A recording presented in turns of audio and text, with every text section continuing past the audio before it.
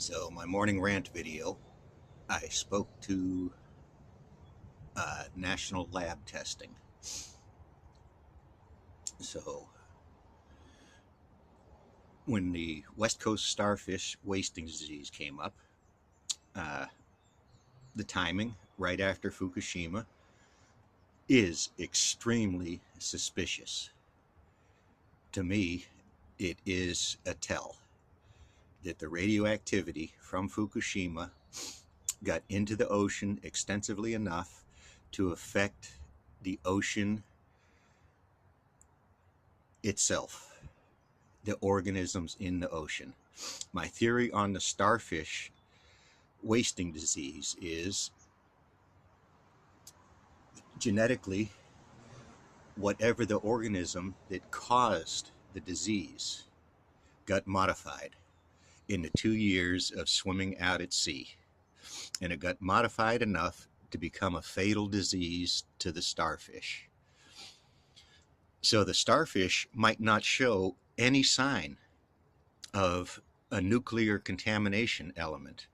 I would argue that a very detailed assay might show isotopes or the decay products that are no longer radioactive in those starfish. But oddly, you never see those levels of tests done.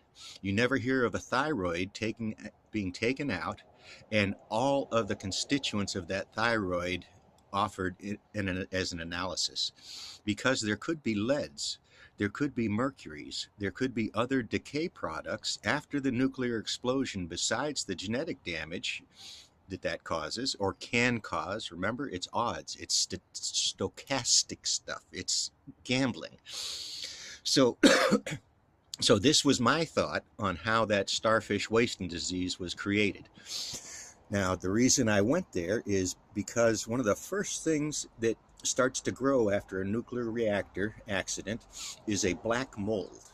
That black mold is the only thing that can withstand the radiation levels near those high reactor levels. That mold is common on Earth, but it can survive radiation. But it gets modified because it's surviving radiation. The core DNA is so strong it sticks around. Most of the modifications kill that black mold, but some of them don't. They survive. It is genetic change at a rate. It's called churn, genetic churn. It's so fast that science could have no chance of predicting which way it's going to go, because this is not any type of normal allele actions, DNA actions, RNA, all of the composites that go. DNA doesn't sit by itself. Nothing's by itself.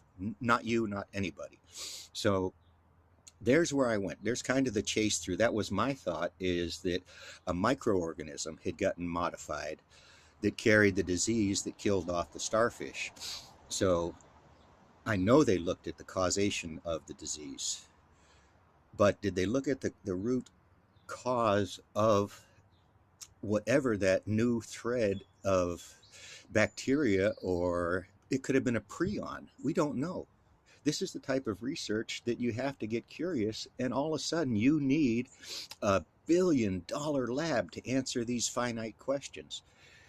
The instrument I worked on, there were hundreds of them across the globe, not millions of them, not Nintendo games. There were hundreds of them. Very specific, very expensive instruments that you wouldn't, it's not a garage tool. You don't know how to use it. You don't even know how to ask it a question or who owns it to go ask the question. That's where these instruments are. So, all right.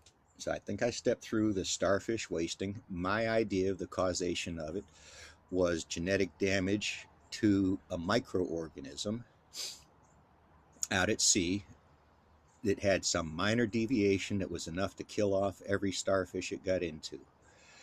So that study kind of rather fizzled out and died. Where did it go? Now, I look years later for results from these things. Don't ask me how I remember to look. A lot of times I'm looking for something else and I run across it. And I'm like, hey, that goes there. This is this puzzle piece that the industry is hiding from us. So almost all of these scenarios, because I understand maybe a little more than the average Joe, I see where they get dead ended. Even the labs and the scientists see where they get dead ended. But when they are commissioned to do research, that research has boundaries, it has limits. The people that pick that lab might know the limits of the research instruments they have, and it won't tell them everything that they could know. Would they know to ask that question? Would they try to trace back the genetics of a microbe to see if it had been altered in the Pacific Ocean chain? These, this is, again, I use this word a lot. It's stochastic. These are probabilities. And when the probabilities become too great, they become true. They become a fact. So when they say 1% is going to get cancer, if there's an error of, you know, but it's still 1% of the people in the place are going to get cancer. That's the rules. How do you not kind of figure this out? And then take those rules across generations. And how do you ignore this? It's not the research. It is not the science that I'm complaining about. It's the avarice of men and the wealth behind them that really needs to be thought about and challenged. And the only way we can do that is with representatives that speak full English and that understand the definitions of words that are in common use today. Gravity is not a debate path. It's not, why even just tell them to grow up. All right, longer rant. Took me a minute this morning to get turned on, and Lord knows why I do these, and he won't tell.